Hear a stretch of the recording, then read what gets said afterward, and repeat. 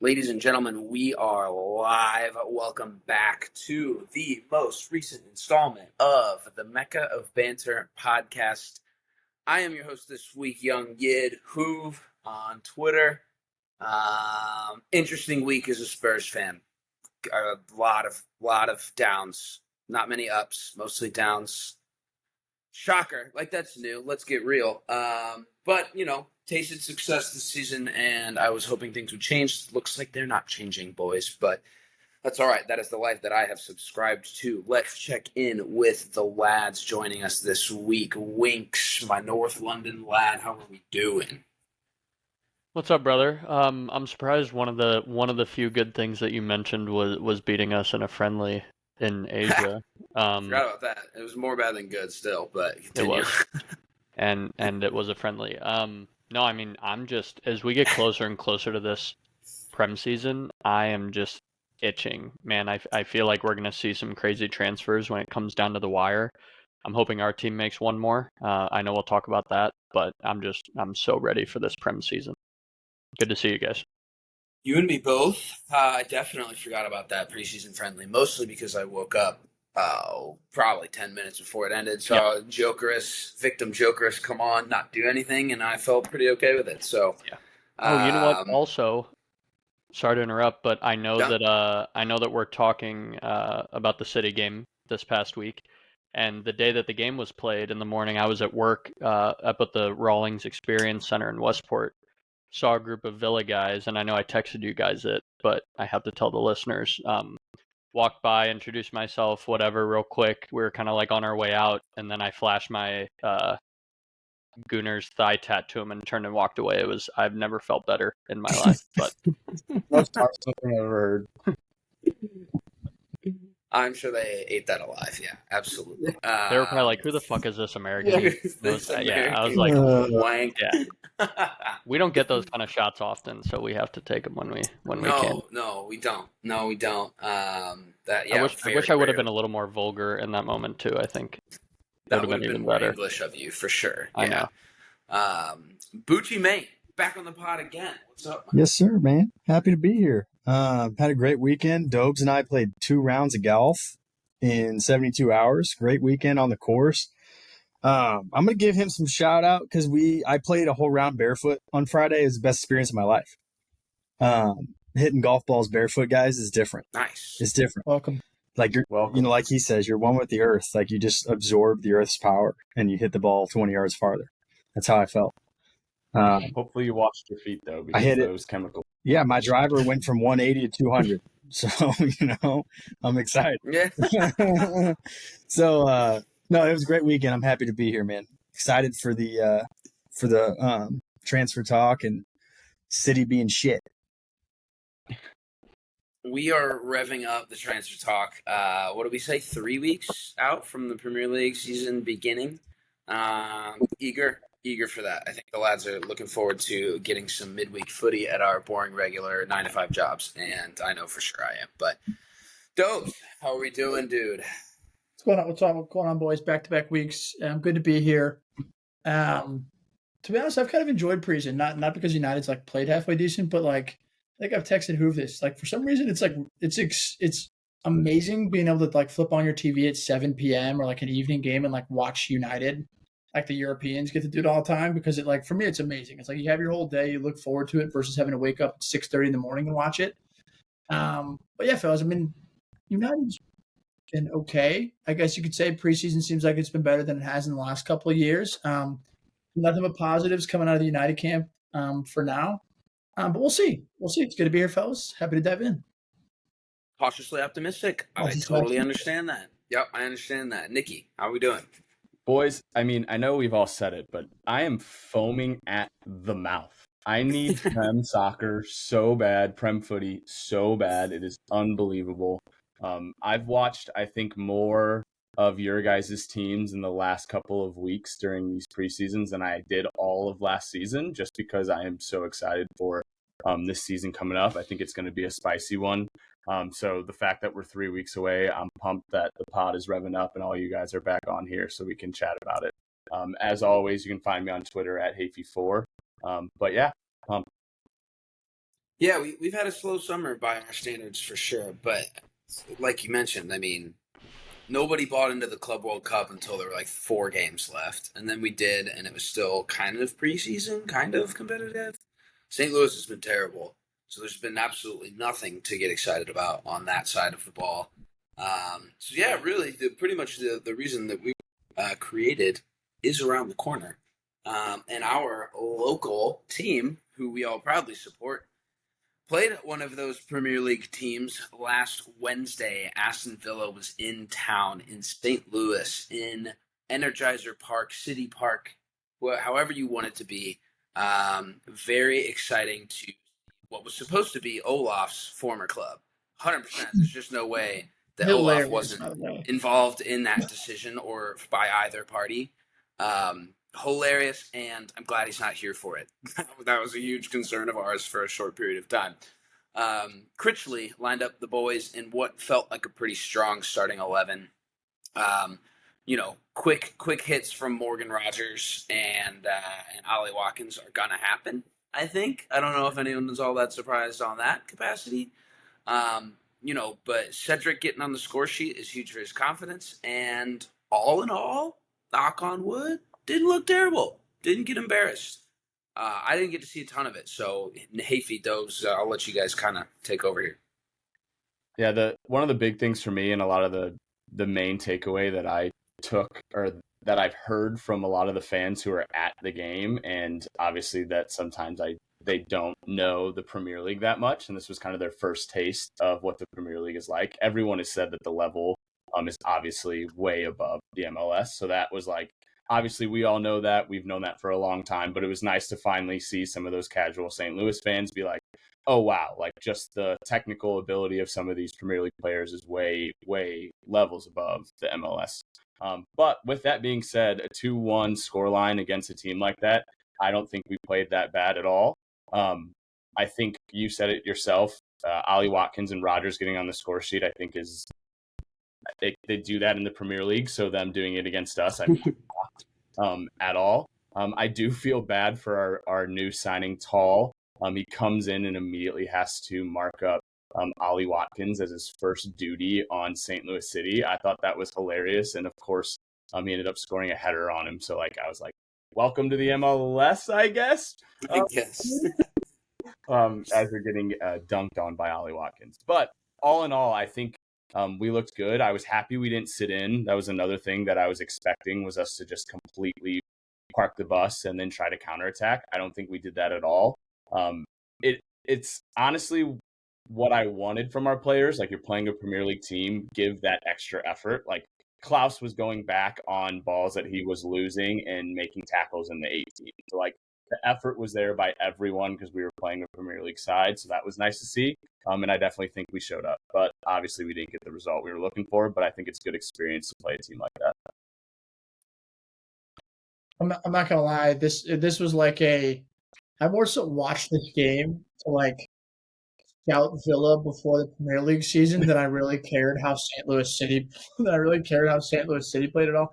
And United came on at 8:30, so the moment that game started, I switched this one off. But like Havey said, I mean, better. Like there was some good stuff, and to be honest, what minute did they score? Like the 14th or whatever it was, and it came directly off an Ostrak horrible pass and mistake. And if you do that against a Prem team, like Malin and Morgan Rogers are going to punish you. But other than that, like there was a ton of positive stuff. I mean, watching it's almost just like the little things that you notice in terms of the quick passing, the touches, the scanning of the field that just changed the level from a team like City to Villa. And it was kind of funny because I saw there were some text groups and stuff with people that, like Havey said, don't know a ton. They were like, there's no way this is the actual Villa team, right? And then it wasn't their first 11 because Watkins didn't start, but they played dogs, like all over the field. So I think I was pleasantly surprised and happy with 2-1, considering we gave them a goal, and you can obviously expect Watkins to get one. I was pleasantly surprised. I think if there's one thing maybe City can take from momentum from that game, just knowing that if they can do it with a team that was fighting for Champions League places last year in the Prem, like maybe you take that into something moving forward. We'll see. I mean, to be honest, I thought we were going to lose 3 or 4-0. So, have to be ecstatic at 2-1 as City fans, I think. This was a Villa team that put PSG to the sword not all that long ago. Oh, yeah. So there's a lot that you can pull out of that. I think that Critchley's got bulletin board material now to show to these guys that it's just football. At the end of the day, dude, you just kind of got to figure it out and put some pieces together. One of my favorite tweets I saw from the city fans, not the city fans, football casuals. Maybe I don't want to get all Euro snobby on anybody, but this tweet said like MLS has players who are fast and players who are strong. The Premier League has players who are fast and strong. Like, yeah, it's just different gravy, and they can turn on a dime and bring a ball off across pretty easy. So yeah, I think everyone's got to feel pretty decent about that. We will not get to see them in action for the next 10 days, week and a half. We are in the Leagues Cup break, which I couldn't tell you much about, frankly. I know that Messi got hurt, so that sucks. Do you want to mention Bürki's trip to LA? Bürki did take a trip to LA. That hurt. All right. Let's be. I think it. He's gone. Well, yeah, he's gone. There's no way he's not. There's no way he's not gone. There's no way he's not gone. I think the most annoyed about any of this is that we find out from his fiance's Instagram story of them walking into Nobu, Malibu. And that's just, what are you going to do? You can't be mad at her. It's just like, damn, dude, I knew it was going to happen. You can't be mad at him either. No. We all you were are like, ass, dude.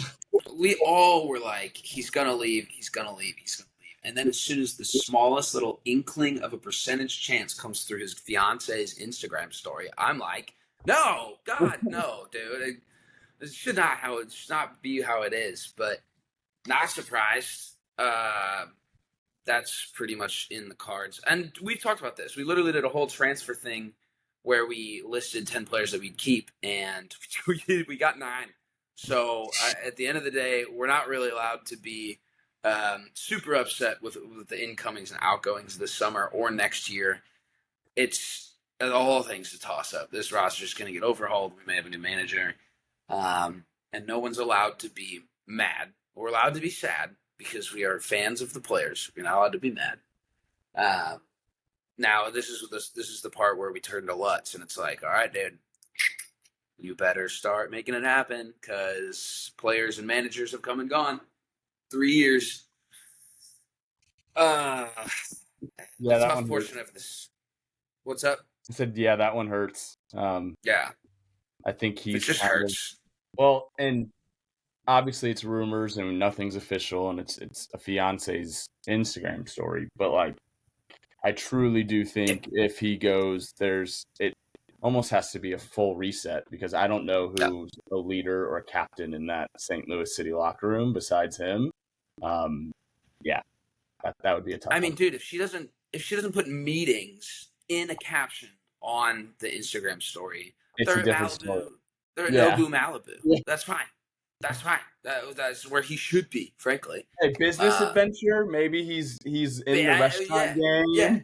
Or another entrepreneurial venue of his that I'm sure he's got. Talking Nobu. He wants to open another Nobu. St. Louis Nobu. Yeah. About time we got one. I mean, come on, man. We don't deserve one. That's a joke. We don't deserve one, and we don't deserve him. No, it's got to be part of everything, though, right? We're not good. I'm a St. Louis truther, but I've lived here my whole life. Yeah. He's lived other places, so he's like, 2 years of 3 years of this is like, all right, we're good. You know what I mean? It's like, yeah. I think we were better and we were winning games. For me, it changed. For a player, it changes everything, and especially when you're towards the tail end of his career, he's like, let me go live somewhere nice, close to a beach. I would never blame the guy. He's had 4 managers in 3 years. Yeah. And frankly, I'm sure there's a lot of guys out there in European football that probably feel this way, but he shouldn't be playing anywhere that doesn't have a Nobu, in my personal opinion. He deserves the finer thing. He lived in Dortmund a majority of his professional career. This man wants to be in Chicago or Miami or New York. He's got a cafe Napoli, dude. He's good. Yeah. The closest second we may have. Well, lads, I will try to not get emotional. But another one of my favorite soccer players on the face of the planet, maybe of all time, has confirmed his move to LAFC. Heung-min's son is leaving Tottenham Hotspur and is headed to the sunny LA county. Golf claps all around. Best player ever in Spurs history. I couldn't agree more. I think there's so many different things that you kind of sit on this one with. Like, he stayed when it got tough. Like, Harry Kane, obviously, legend. There's no way he's not. He's, one of the greatest, frankly, Premier League strikers of all time, and I don't think that's any contest. But the circumstances at which he left, how he left, we got a Snapchat video saying goodbye to the fans. He forced his way out. Whatever. Sonny did not. Sonny signed an extension. He stayed when it got tough. Let me read you these stats just briefly here. 2015, 2016 in his arrival. We're going to go straight from the first year to the end. 8 goals, 6 assists, 21 goals, 7 assists, 18 goals, 11 assists, 20 goals, 9 assists, 18 and 11, 22 and 15, 24 and 8, 14 and 6, 17 and 10, 11 and 11. That's pretty insane. Just in terms of what you would want any of your wingers to produce in any given year, I think you'd take one of those stat lines. We had 10 years of consistent success, and he, the first thing he said when he got to Tottenham was that he hopes to live up to his $30 million transfer value. Brother, we just sold him for 20, and he's 10 years old, 10 years older. I did get emotional watching a 13-minute comp of his entire career in Spurs this morning. It's tough, and everybody loves him. Like, opposing teams, the Newcastle players that they played against in the friendly in his last time in a Spurs shirt gave him a guard of honor off the field and were smacking his head when you can just tell. I mean, top to bottom, there's guys that talk about him everywhere, just how good he is as a player and as a guy. It sucks. He's the last player from the 2019 Champions League final. So you want to talk about like a guard of honor changeover? That's the piece. But he's a legend. He's going to get a statue, and I don't think the statue will take all that long. I think that's going to be pretty cemented in history, and he's going to be holding that Europa League trophy, and it's going to be the coolest thing ever. But his move makes sense. I think everyone would agree his move makes sense. We watched him fall off a little bit last year. I still think he's going to absolutely murder players in the MLS. And, for himself, like, a lot closer to South Korea, biggest South Korean population in America, as far as I'm aware. He's got his own clothing brand. He's got his own brand, sponsorship deals and opportunities that it just makes sense to be going to LA here. And, I think it speaks volumes to guys like him that don't take the Saudi money and kind of want to just continue things organically in the way that I think he does. So pour one out for me, pour one out for Spurs fans everywhere. And no one's handling it very well from the Spurs Twitter I've been on all day. It sucks, but it was time. He goes out a legend. He goes out a champion. He goes into the history books, and that's all she wrote. What's crazy to me is he's still good enough to play at probably any other club in the Prem besides maybe Liverpool and City because they have too many wingers. But any other club, I think he could go start. Cap. I don't think that's cap. I think Arsenal would take him in a heartbeat if he wasn't a Spurs guy. If there was no blood between Spurs and Arsenal, you're telling me you wouldn't take Son as a backup to Martinelli? No, absolutely. Like what? Absolutely. Did Dope But- just get off? But you said backup. Huh? No, he might have just accidentally dropped. But you said backup. You originally stated that you think he would start everywhere. Does he start over Martinelli right now? Yeah. I don't know. Martinelli's I had two think so. bad Yeah, you're seasons probably in a right, row. but man. Yeah. So think about doesn't that. start Like over Neto. he's not going to start over like a Gakpo or anything like that. He's not going to start over Marmouche. what? He's not going to start over Foden. I'd put him over Garnacho. Gakpo's that much See, better that's than like why guys Dove's just got out off there. because you knew I'd say United wanted him right now. He didn't want to have to answer that shit. I don't think you're super wrong. No, I think most teams, barring a few, Yeah. but I think I think he could have played at any of them. I think anyone would have maybe taken him at that point. I think it's a fair Hoove, statement. I think you. Yeah, and I think Hoove, you hit it right on the head. I'm pumped for him. I think of all the places for him to go, this was the best spot for him. I think like he can still kind of be a star, and also like he's going into a city that is going to absolutely love him and bring him in. And like I think Chinatown in LA is going to be insane for the next. They got a Koreatown too. Yeah, don't forget that. Koreatown as well. Like it's going to be nuts. I'm super pumped for him, and I think, I think Butch. I don't know if he still has his prem legs in him, but I do think he's going to do well in the MLS. Yeah, that's a good point. I don't know if he has the legs to do a 38-game season at the highest level, but dude, he could get you. Like Hoove said, those stats. That Sonny can still get you at 33 years old. He can get you 10 goals, 10 assists in the Prem. Even as a guy playing 30 minutes a game, he can get you a goal, get you an assist, and he's still getting it All done. the players we're signing, I would take him for 20 mil all day. And I'm with Hoove too. I think barring maybe 2 or 3, people like Newcastle would love Son at this point after all the guys they've missed out on. Shit, To say Newcastle, bro, they right now. would love a Sonny right now, but It definitely would have felt different if he went somewhere else in the Premier League. Maybe for But sure. I never thought he would ever go somewhere in the Prem. No, I didn't For think sure. so. I was like, I don't think anyone. No, five or six clubs towards the bottom. I don't think anyone would be mad about. But he never was going to do that.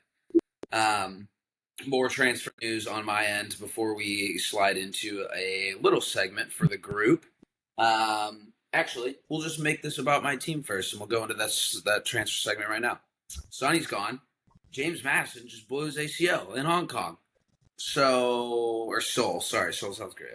So that's fucked. What? Dude, you know who would have been a good replacement for this? Dobes mentioned it earlier. Morgan Gibbs-White. The guy that got Here We Go and never talked about again, signed a new deal under gunpoint. Yeah, man. So Spurs need a 10.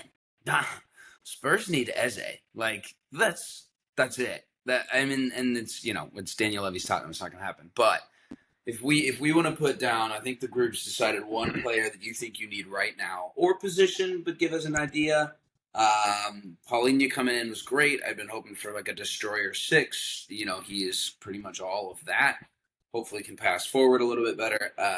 But yeah, dude, we no longer have any creative midfielder. So what do? Big clubs would go buy one, but I don't know if that's Daniel Levy's Tottenham. I feel like you have to go for an attacking midfielder now. You have to.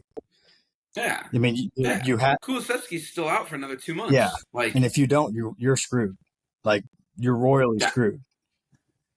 Because you don't have. I don't know if Spurs has a guy further up the pitch that's as creative as Matters. Like Bentancur, those guys are defensive destroyers, guys that can win the ball and distribute well, but they don't have that pick a pass that other people can't see mentality that Matters has. We got 6s and we got 8s. We do not have 10s. No. I think Eze would be an amazing signing if you guys did it. Yeah. I mean, yeah, 100%. Amazing. I haven't fill the spot. I haven't watched the injury, nor do I really want to go back. I didn't. It wasn't like Like Non-contact.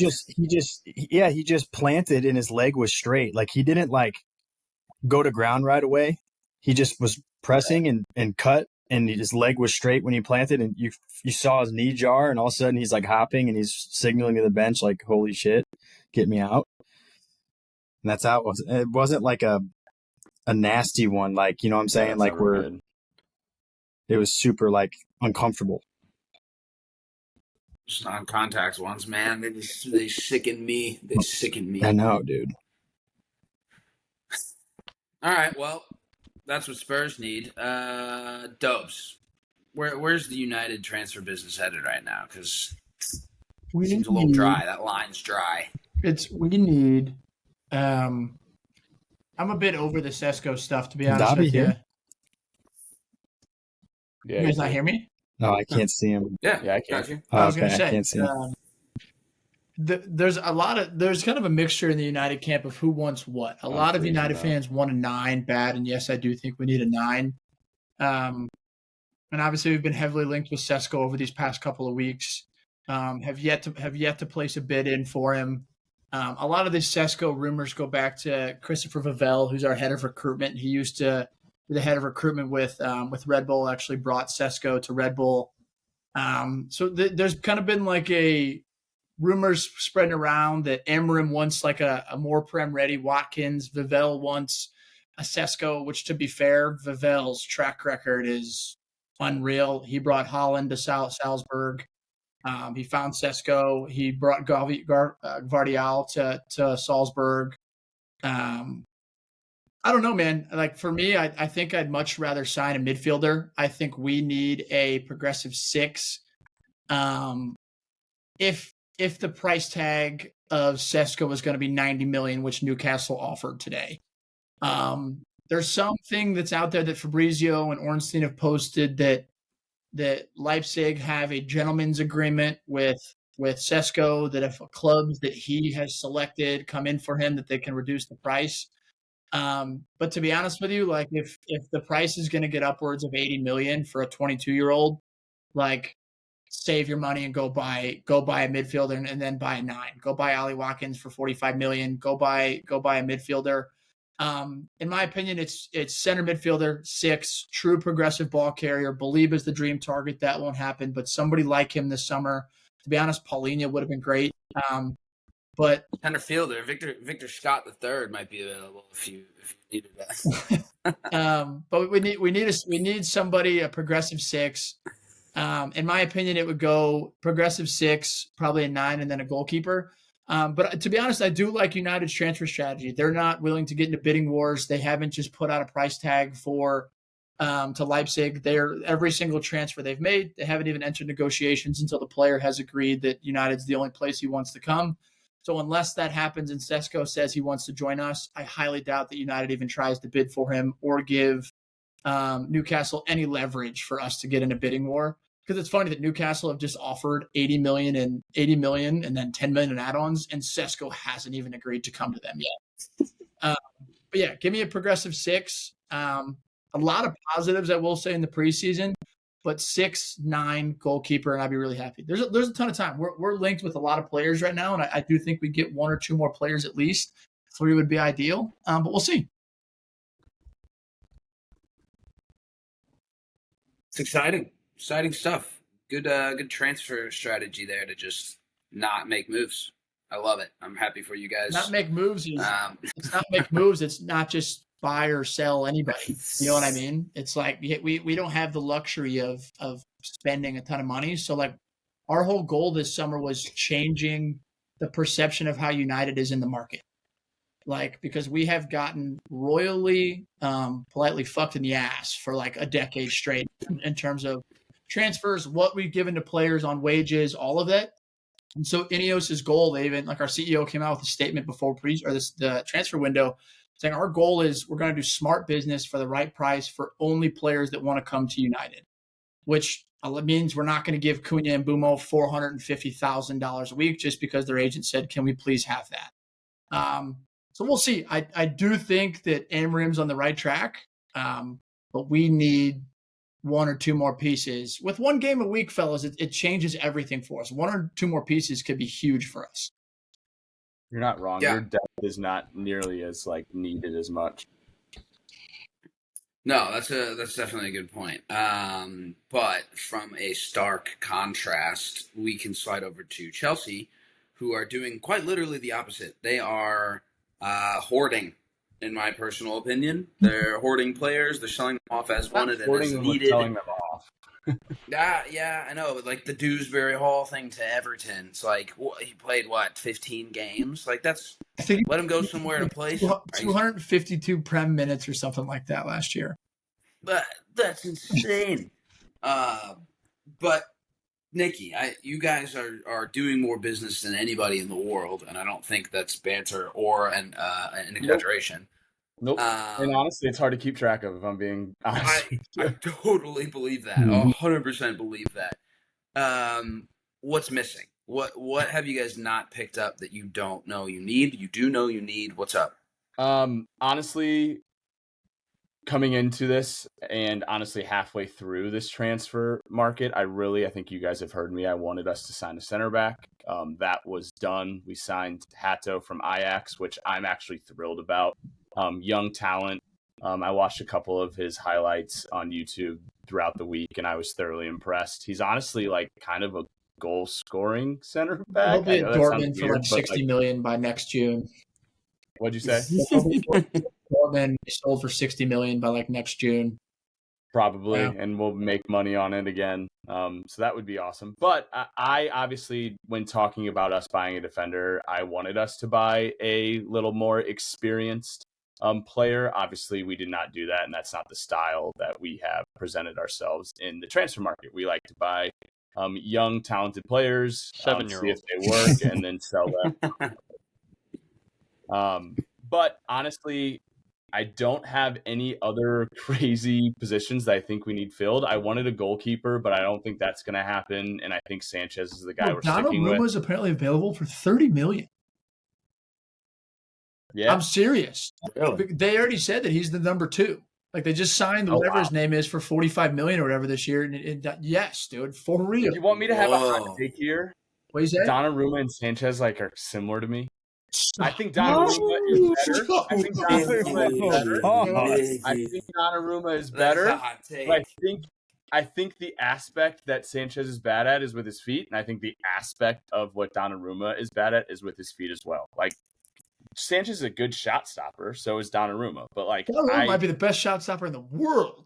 Yeah, he's an that's insane shot stopper. I said he's way better. I was just saying they're comparable style of goalkeepers. When you get Butchie chuckling like that, that's when you know. What? Okay.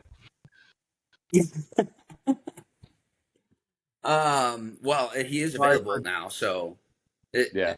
you could probably sell off Sanchez for 15 too. That's half your purchase price. So, that's insane news to me. But I'd take Donnarumma right now. Are you kidding me? Hell yeah! The European champion keeper who stood on his head over and over. Hell yeah, would. I would just be intrigued to see how well he plays with his feet in the Premier League. Which is important to Enzo. Yeah, and everyone with the new style of press and how the Premier League has been pretty much playing of late. Yeah. And that's what the problem of Sanchez is, which is why I had the comparison earlier. But besides goalkeeper, we're linked to Xavi Simons, and I'm interested in that one. Obviously, we keep selling players, so we're kind of losing wingers. So I wouldn't be against the Xavi Simons signing because I think that's a position you can always have talent in. But we'll see how that goes. We're the opposite of Dobes. We have a bunch of games this season with the Champions League back on our calendar, so we'll see how that goes. The final club that did get their guy. What is Arsenal still missing? What do they need that they don't have? A left winger. Oh. A left winger. We got the one that we needed. We got the 9. We talked about it a lot last week. extremely happy with that, but anything else is going to be a bonus. And I think the left winger is the only piece. I know that we talked about coming with, two dream signings, but it's just one for me. One position rather between two players, Ize or Rafael Leao. The Leao rumors came up fairly recently, that if Ize isn't a possibility or, negotiations just don't work out, that Leao is right behind there. So that would be insane. I feel like a couple years ago when Leao won Serie A MVP, he was linked to all the big clubs back then and hasn't had that caliber of season since. But I think that as far as that type of winger that we would need on that left side, Leao's almost a better fit, albeit he's not Prem proven. What would he cost? Might be a Butch question, or I can do some research real quick. It'd be an awesome signing. I just figured he's 26, if that's what Dope said. No. Good to know. The price on him, my guess would be like 40, 45. Yeah, as of today, this is Google AI says 70, which that feels makes very probably more sense. But that's pretty expensive. Yeah, still expensive, but Ize would have been around 60, and what's $10 million to an English club nowadays? Sorry, 10 million pounds, but he would be great. All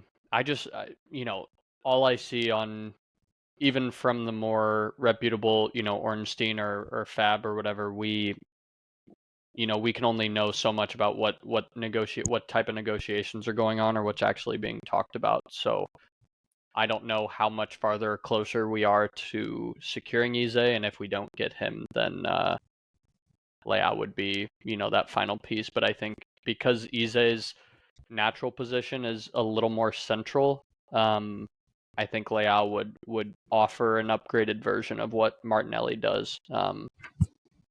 More goal threat, more, probably about the same pace, if not even a little more. But he's the kind of player that does everything Martinelli does just a little better. So yeah, I think he'd be great as well. I watched a lot of AC Milan last year, both part of my my Christian Pulisic supporting days, as well as my hate for that little Portuguese man, João Felix. But Rafael Leao, dude, Walk off of him too. Yeah, I mean, shit. I'm making a buck going to El Nasser or whatever. So, dude, Rafael Leao is the king of, can he do it on a cold Wednesday night in Stoke? Because that's kind of his thing already in Italy. Like, dude, every once in a while you watch him, he's the most dazzling dribbler and speed runner and pile driving shot shooter ever. And then he will ghost for 80 minutes to 2 games. He's so inconsistent and streaky that his level. Like we all saw his level when, AC Milan won the Scudetto, and he was just literally lights out all season. Everyone knows.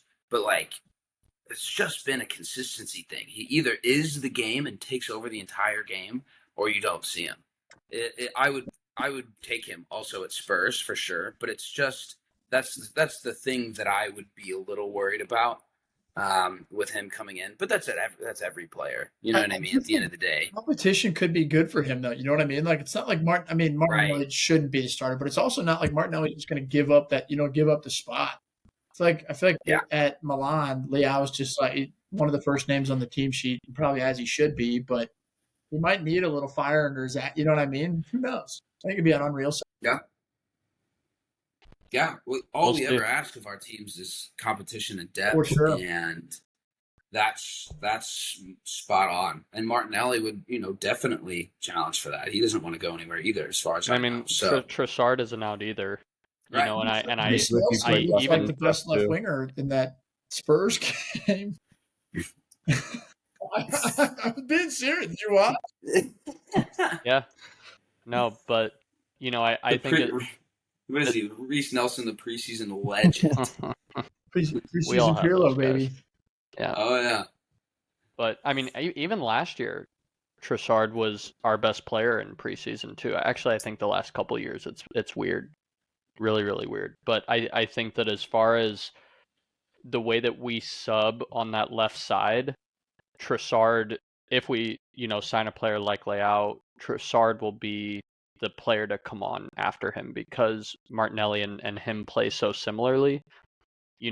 They were, when Martinelli was playing well, they were a great balance on that left side because of how differently they played, and it just fucks with back lines when you bring on a player that's constantly pushing the ball towards the goal line and trying to cross versus a guy that makes late runs towards the middle to get those balls right outside the box. So if we got a player like him, I don't think Martinelli would be the second guy on in that case, or Yeah. we'd try to unload him before the transfer It would suck. market's over. I'm also Just having Leao come at you for like 70 minutes, and Dude. then Martinelli, who is also just rapid, but Yeah, I get that too. That would suck. and I'm gonna walk back my some of my inconsistency comments. The guy's got 10 and 10 at least in all the last 4 years. Yeah. So you're taking 12 goals, 11 assists in 50 games, 10 out of 10 times, no question. Yeah. So consistency, yes. Big clubs, big teams, big matches, yes. But he'll produce. He'll bag 4 against Southampton, no sweat. So, all right, yeah, well, that wraps it up. We've kind of got everything that we would love on the wish list left. Some clubs more apt to purchase than others that we have very clearly seen. Bucci Main's team. Bucci, wait, we didn't even get to you. What you got left? You're Damn. good. You're good. They don't You need guys bought anything. everybody They don't else. need anything. Yeah. Yeah, they're good. You're good. No. I'll keep it short. I mean, if I had a blank check, I was thinking about this last couple of You days, do. but I told you last week I love. They found the Bitcoin money. Is that what Dope said? I can't hear his bitch ass. Oh no. No, that's just what I said. They found the Bitcoin. They Oh. invested that years ago. They did. They did. No, I love Antonio Silva, but the more I thought about it, if I had a blank check, I would spend any amount of millions of dollars on Pau Cubarsí from Barcelona and try to get him as soon as possible. That kid's unbelievable. With Virgil's age, I think we're going to have to find somebody the next year that can come in and get it done right away. And he's probably the only youngster besides Lenny Yoro, who we will never get, or maybe a couple others like Silva that are ready for that kind of level with what Cubarsi's already done at Barcelona and the games he's won, the big games he's won and started. I would give any amount of money for him. He's just got every box you need to tick, in my opinion.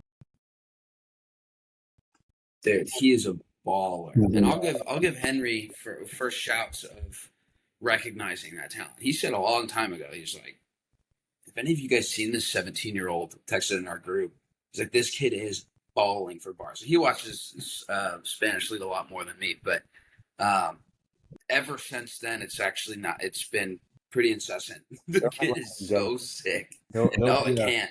He'll be a Puyol. He'll be a legend center back at Barca forever. I mean, it's going to take an absurd I'm amount. with you on that. Yeah, Nick's not wrong. I mean, it would take Absurd. like 150 plus for a center back, which will never happen ever, to get him out. I mean, he's that good. I agree. Strikers and center backs right now are fetching price tags. They are at a premium. So you're 100% right. Mm-hmm. You guys bought everybody else too, so 500 mil, baby. you're going to be Bitcoin. Newcastle's favorite club this year, I was dude. gonna say, you getting Isak? What's the story? You getting him or no? I I heard don't that's know, done. dude. No, I think it was. He's back. I don't know, he's back at man. I Newcastle think today. if back at training. yeah, I think he might end up staying this year, and or at least till January. I don't know, man. It's a whole messy situation because they rejected 120 because we offered 120, and now Sesko wants United. So if Newcastle doesn't get Sesko, they can't sell him. Oh, we got a frozen butch. I think Isak depends on if I think it depends if Newcastle signs Sesko, then I think it makes that 120 number look a lot better to Newcastle. I think it just depends on if they can sign a replacement.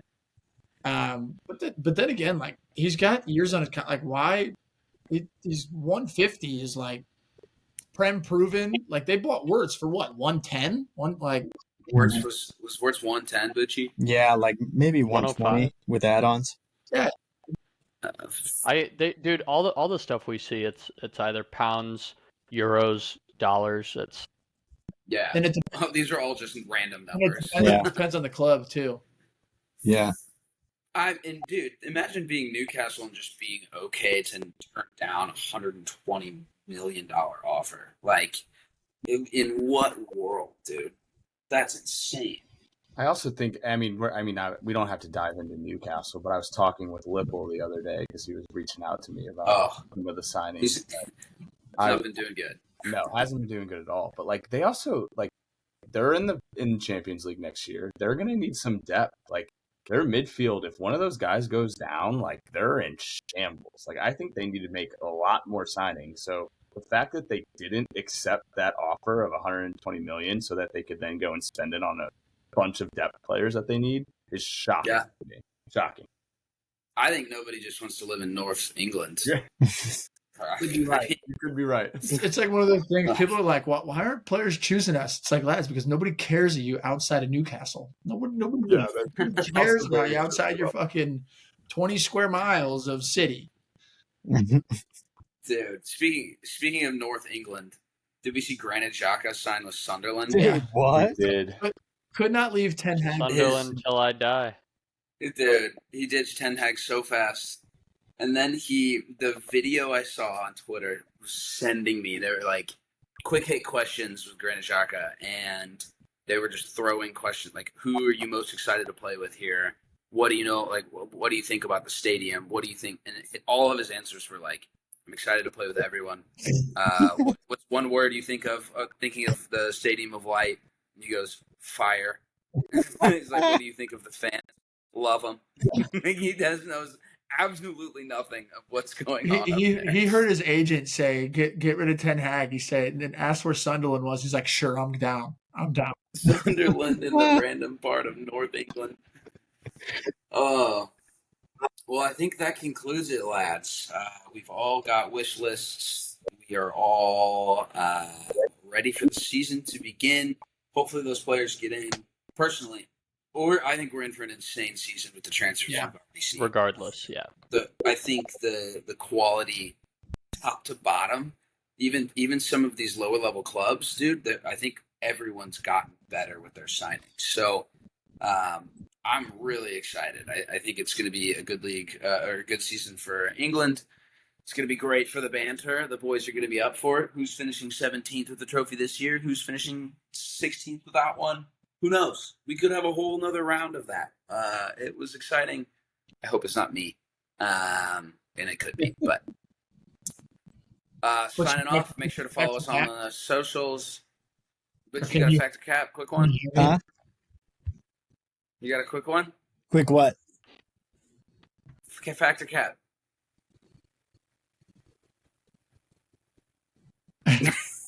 What? He might be Did we so just chalk. We might have lost him. No, I I'm cutting out. we're gonna skip it. We're good. Oh. You're good. I don't think we've got the facilities. Boys, here I for think factor we cap. all five of us just had a stroke there trying to I figure out what to do. I couldn't hear my internet cutting out. I didn't even know what you asked me. Factor cap. Oh, Factor cap. I'll save it for next week. Can you hear? Can you hear Dopes Oh, now? I can hear God. Doug. Yeah, I need a You said beer. that- I can you see said that last week. Huh? You said I got you next week. Last week. Okay, I mean, I don't want to stir the pot this late. Well, I think you forget what this podcast is called. I don't want to stir the pot this late. I mean, I think I was doing some thinking, man. Factor cap. I think it's fact. I think Chelsea finishes below 7th. Ooh. I think the lack of defensive depth is gonna hurt the Blues. I was looking at the roster. I don't think they have enough. I'm gonna be honest. You can disagree and say it's a cap. I was looking at the. Below 7's tough. If they spent No their one money thought- and finished below No That's one a good thought line. United was gonna be 17th. Bro, if they finish below 7th and after spending that money, just drop a nuke on top of Stamford Bridge. Yeah. Nick, I only say that from a defensive standpoint. I don't know if you have Dude, enough. there's 0% chance they finish below 7. There's Bro, I was gonna literally say, he's zero. crazy. There's zero. Bro, if They have the Colwell same gets hurt, defense plus who's playing two center players. back? If who? If Colwell goes down or was it Chalobah? Chalobah Is he gonna be your starter all year? or Tosin or this new guy we just signed? Didn't Tosin go on loan to Villa last year? What'd you say? Didn't he go to Villa last year? No. Halfway through the season? No. That was a different one. No, Dude. Somebody did, right? Anna, Coel, Tosin, Chalobah. Who went to and Villa? Our striker, Disasi. Borja? No. There's a second. No. Disasi. Disasi. Thank you. There's so many. Oh. I think it's cap as well. Yeah, I think he's crazy, but it's okay. But I'm not rooting for it for sure. I think that would be great. I think our defensive depth is way better than your guys's. If Van Dijk goes down, who's playing center back? Van Dijk, you lost Kanate. Brother, Who's playing center back? none of your guys are prem proven, like top quality prem proven defenders. Yes, dude. If Van Dijk goes down, who's playing center back? Huh? If Van Dijk goes down, Who's playing center back for you if Van Dijk goes down? he doesn't go down, brother. He don't go down, brother. That's a man amongst boys, homie. You're fucked. Lions don't concern themselves with sheep, brother.